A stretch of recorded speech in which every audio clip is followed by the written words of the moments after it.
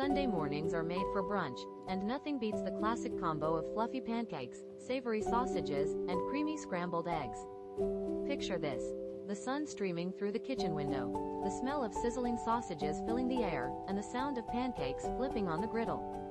As the pancakes stack up, golden brown and fluffy, a drizzle of warm maple syrup is a must. The syrup glistens, ready to be poured over the pancakes, soaking into every delicious bite. Next, the sausages are perfectly browned, crispy on the outside and juicy on the inside, adding that savory touch to the meal. And let's not forget the scrambled eggs. Light and fluffy, they're the perfect complement to the sweetness of the pancakes and the heartiness of the sausages.